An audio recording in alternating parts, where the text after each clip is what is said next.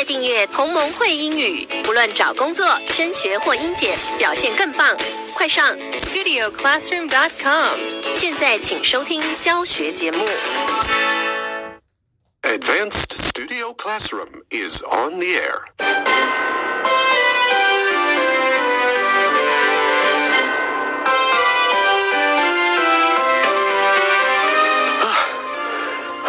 Hello, everyone. Join us today on Advanced as we chase the northern lights.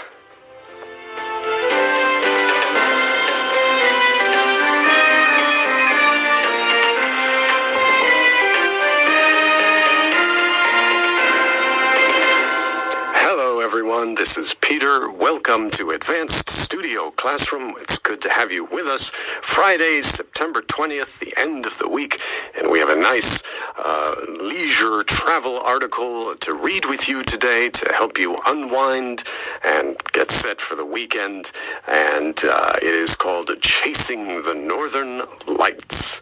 And I have two fellow panelists here, fellow chasers with me here to read and discuss this article with you and talk about the vocabulary. First, we have Rhonda. Rhonda, welcome. Thanks, Peter. Are you okay? You were panting because you were chasing those northern lights. How long have you been chasing them? Oh, I've been chasing them for many years. Oh, okay. Many years. Well, so he was out of breath, but he's fine. I thought I was about to catch up to one of them just now, but he put on a little burst of speed right before we started broadcasting, and I had to let him go because I got to come here and talk about it all with you, which is what I'd rather do anyways. Well, Gabe is very bright. That's right. So you could catch up with... That's right. And we also have Gabe with us here today. Gabe, welcome. Gabe is here. Hey, everybody. Oh, man. So one of these days, Peter, you will catch the northern lights. Oh, that's my dream. Yes. That's my dream. But, yeah, the northern lights, now I assume we all know what the northern lights are. Can either of our panelists give us the short explanation of what the northern lights are, just for anyone who may not be familiar? Well, I've never seen them. I know that it is, or they are, a phenomenon in the sky at the horizon. And the scientific name is the Aurora Borealis. And all I can say about that name is that there's a country western song called Roaring Boring Alice. Roaring Boring Alice. So if you forget... I have not heard that one. If you forget the Roaring Latin... Boring Alice. If you forget the Latin, you just pull that out and you will sound... Well, you will make people laugh like I just did. Oh, goodness. It's a song about the northern lights?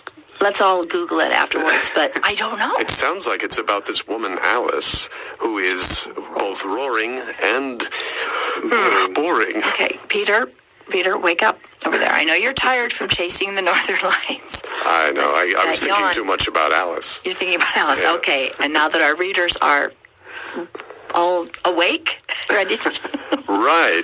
Well, Wondering what Alice has to do with northern lights. Yes. Well, of course, Rhonda giving us the scientific or the Latin term for northern lights, which is Aurora Borealis, which, of course, does sound a bit like Roaring Boring Alice, but is different.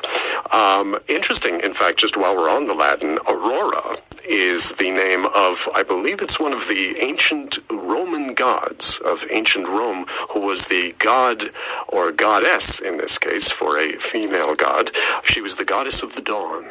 Oh, is that right? Aurora. Well, that's yes. a very apt name for these lights then. Because, right. Yeah, I mean, not that you can see them necessarily at dawn, but dawn will make you think of light. Exactly, right? And as it happens, borealis is from the Latin word for north, or northern, in a northern direction. So there it is. Northern lights. Dawn of the North. Yeah, Aurora Borealis. We've got Dawn of the North and Roaring Boring Alice. All kinds of women here with us today. And maybe the technical, you asked what they are, right? Right, yeah. Because without knowing any of the names for them, I believe it's when the solar flares, something from the sun, charged particles comes, and hits the atmosphere of the Earth, and especially around the caps, around the North Pole.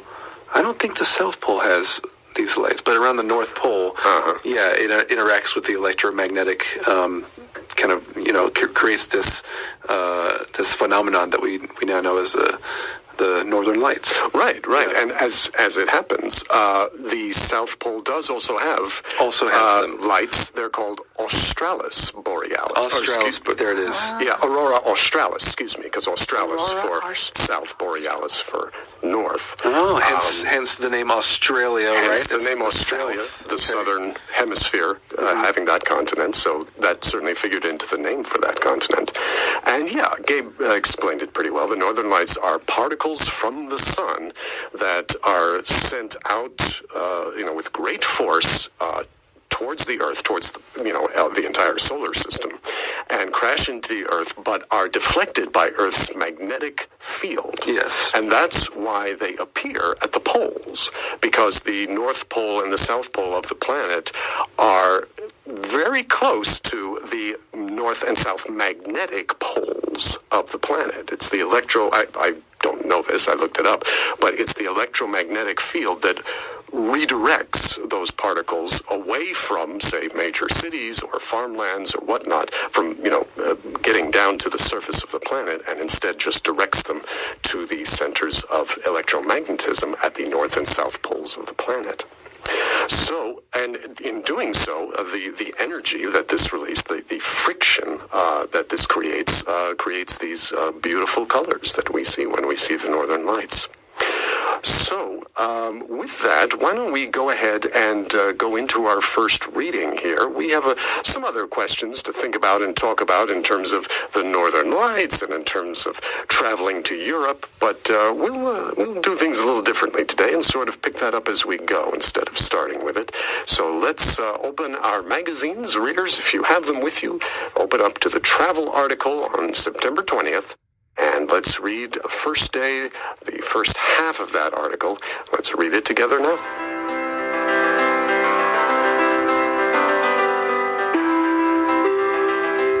Chasing the Northern Lights. For an unforgettable trip, follow the Northern Lights across Europe by train. Europe is a dream come true come wintertime. From the merriment of myriad Christmas markets to joyous carnival celebrations, the continent shines bright during the season of darkness. But nothing dazzles quite like the Northern Lights. At their best during the winter months, the Northern Lights are a thrill to those lucky enough to gaze upon them, and the colorful display happens to be entering a period of increased activity. While finding them is an inexact science due to the famously fickle nature of the lights, many locations across the northern tier of the continent offer travelers increased odds all winter long. And since seeing Europe by rail is always a thrill, and you can reach almost any corner of the continent on a train, why not combine the two experiences for a winter trip you will remember forever? Think days spent gazing out the window at winter wonderlands and nights chasing the magical lights outdoors and having fun staying cozy indoors. You will probably want to bookend your adventure with a stop in a city like Stockholm, Oslo, Gothenburg, Bergen, Helsinki, or even London or Edinburgh to make it a well-rounded rail adventure.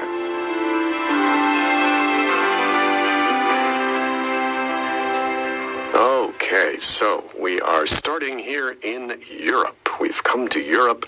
A dream come true come wintertime, and come wintertime, that's sort of a way of saying in wintertime. When wintertime comes, you'll see it written this way.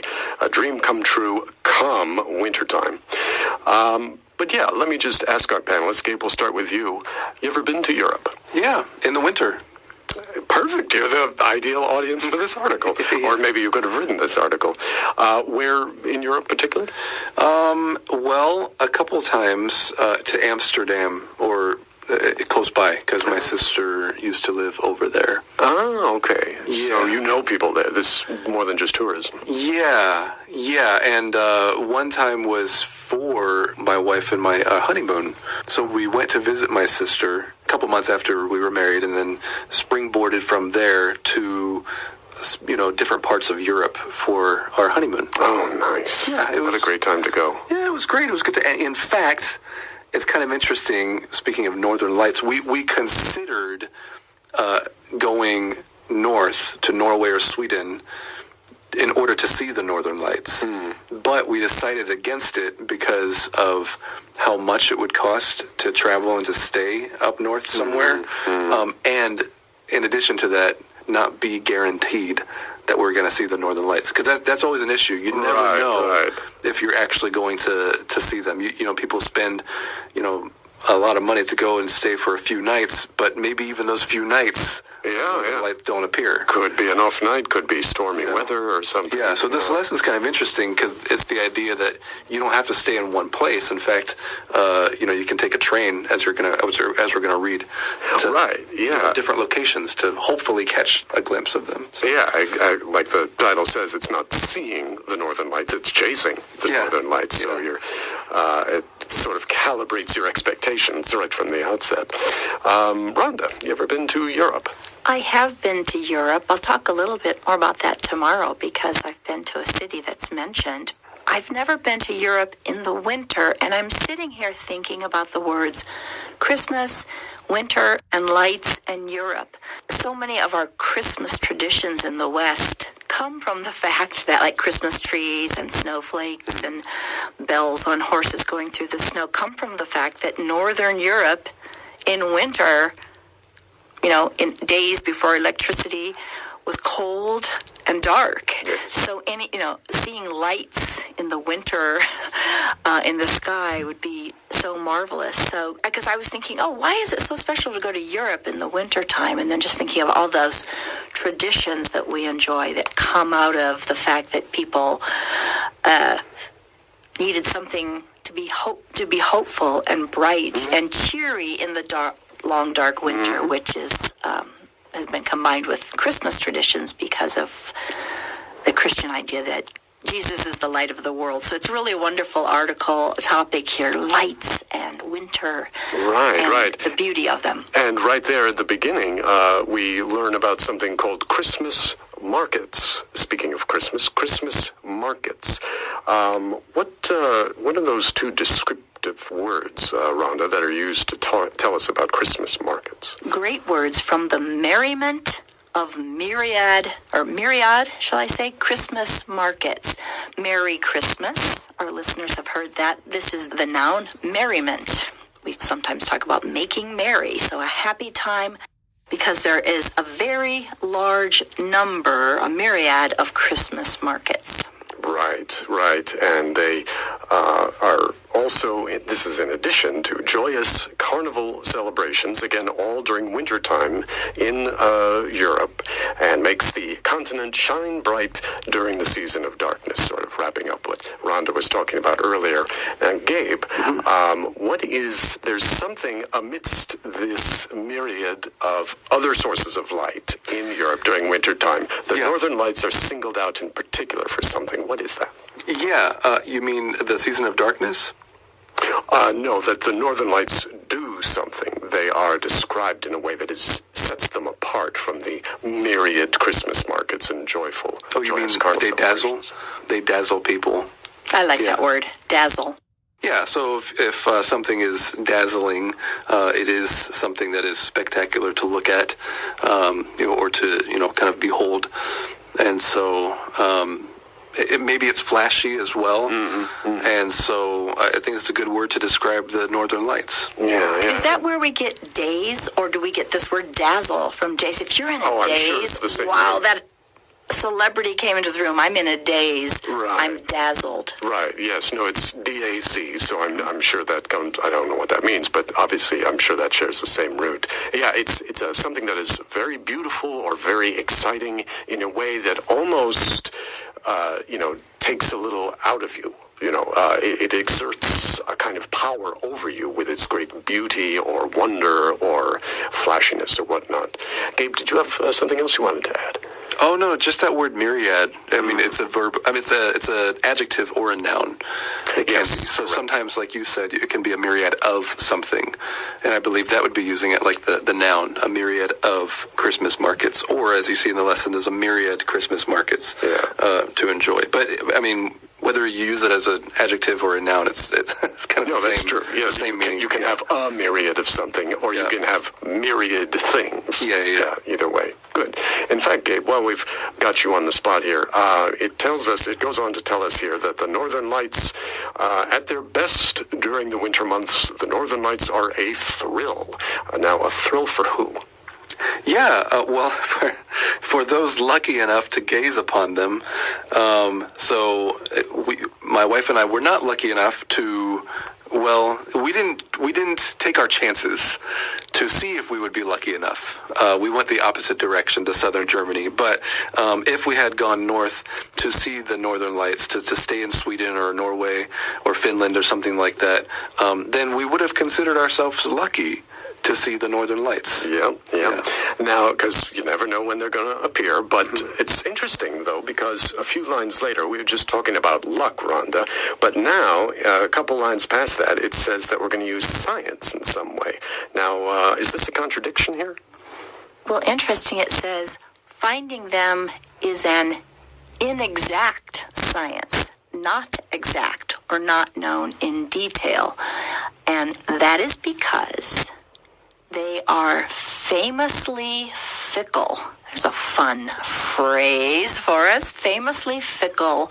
The famously fickle nature of the lights. Fickle describes conditions that are likely to change suddenly and without warning. So this roaring Alice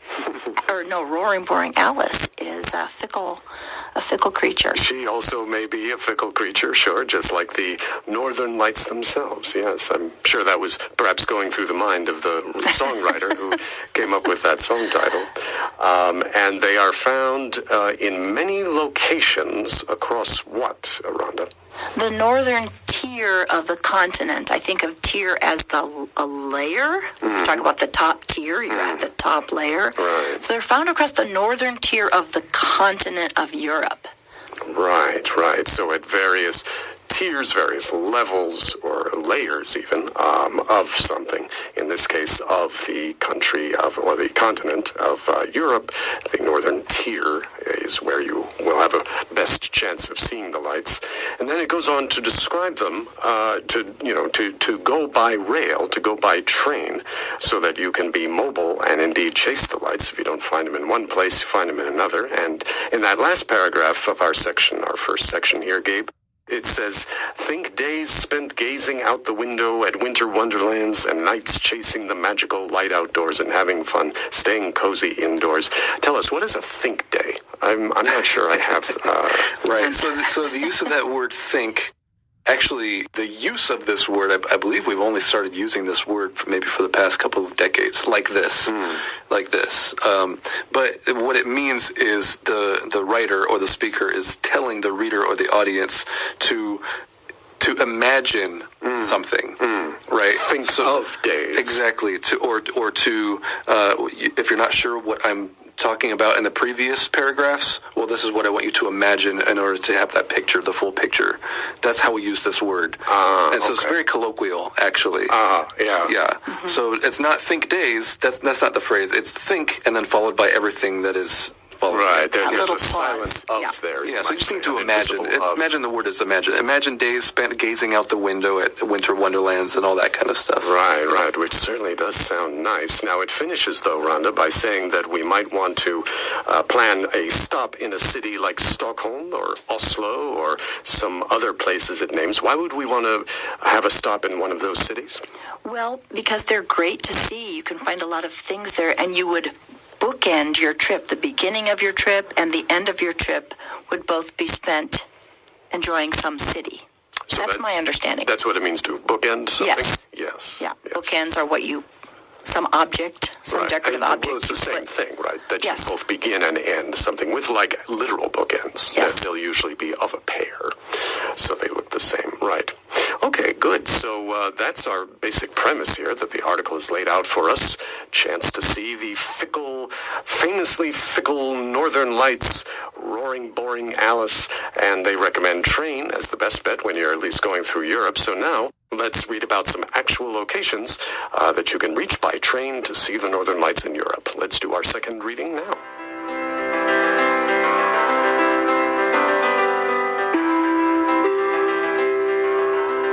Best Aurora Borealis destinations. Recently, Trainline shared insight with Travel Pulse regarding destinations reachable by rail that offer good chances of seeing the Northern Lights. That list includes the following places that sit above the Arctic Circle. 1. Kiruna, Sweden. The northernmost city in Sweden, Kiruna, is a great place to seek out the Northern Lights and the stunning nature of Lapland. Kiruna is also the jumping-off point for the original ice hotel. 2. Rovaniemi, Finland. Long considered the capital of Finnish Lapland and the home of the legendary Santa Claus village, Rovaniemi enjoys a prime viewing point for the Northern Lights. 3.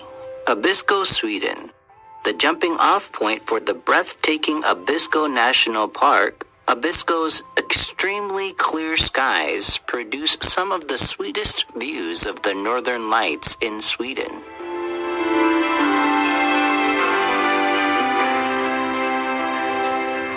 Okay, so we have 3 particular places that we can go to by train that will give us a good chance of seeing the Northern Lights using the inexact science that is our approach to finding them and to seeing them. Number 1 is Kiruna in Sweden, the northernmost city in Sweden, and it is described as a great place to seek out the Northern Lights, but also, what else, Gabe? Yeah, also the stunning nature in Lapland. And so Lapland is kind of a fun word. Is it a land of laps? One wonders. One wonders, no. Yeah. So Lapland refers to a region in northern Europe in the Arctic Circle, especially in northern Norway, Sweden, and parts of Finland, and even parts of Russia. So, yeah, I mean, I would love to travel there, not only for the Northern Lights, but also for the nature. Right. Especially when it's described as being stunning. Stunning, a word kind of like what we were talking about earlier with dazzle. If somebody is dazzled by something, you could also say that they're stunned by it. Stun usually means you're a bit more overwhelmed by it than merely dazzled. But they both have that sense of an overwhelming beauty that just kind of makes you lose your control because it's so amazing to behold or to experience. Rhonda, you have something? Well, no, this is fascinating to picture. Lapland actually is home of the Lappish people. Well, see, it's interesting. Yeah. So I do know that the Lappish people themselves have a word for their ethnic group, the Samisk people. Oh, yes. This is an indigenous people group known for actually herding reindeer. So this is really interesting to think about this part of the world. I like that word, the northernmost city. The northernmost city in the country of Sweden is a place to see the Northern Lights. Right. And Lapland, too, sounds like, I was looking at a few pictures of that online. It is basically what, the way in any movie that you've ever seen about Santa Claus, he lives in a place that looks like Lapland. It's just snow-covered trees and this pure, pristine white everywhere and some mountains and animals. You know, it's not a barren, bleak landscape. It's just that sort of cozy, pretty, not warm, but warm emotionally, snowy landscape that does show up in so many movies and fantasies and postcards. And so much so that the second place they recommend is also in Lapland. As you can see, Rovaniemi in Finland, long considered the capital of Finnish Lapland. Like Gabe was telling us, Lapland is a territory. It's not a political entity. It's a territory that spreads across 3 political entities, Sweden, Finland, and Norway. And this Rovaniemi in Finland is home to who, Rhonda? Well, home of the legendary Santa Claus village. So I guess they're saying that the village is legendary. There's the fun, made-up story that we associate at Christmas time. We associate with Christmas time of this Santa Claus who wears a thick red coat because he's in the northern part of the globe. And so there's a village that must be very charming that you can visit in this part of Finland that is a pretend place where Santa Claus does his work. Am I right? Right. And it's important to be clear about which word legendary is referring to, because the village is real. The village of Santa Claus Village in Rovaniemi is real, but the figure, the person after which the village is named, is legendary. And so number 3 then is Abisko in Sweden, also like our first one, Kiruna. And Abisko makes the list because it has extremely clear skies to see the northern lights. Indeed, it's described as offering some of the sweetest views of the northern lights in Sweden. Sweet, of course, meaning something that is pleasing or pleasant, not necessarily in terms of something you eat. Non-edible things can also be described as sweet, like a child, or in this case, a view of the northern lights in Sweden. But that is as far as we're able to go with you today, listeners. We thank you for joining us, and we hope that you will tune in tomorrow for the second half of our article as we continue to chase the northern lights. But for today, I'm Peter. I'm Rhonda. And I'm Gabe. Saying bye-bye and happy chasing. Bye-bye.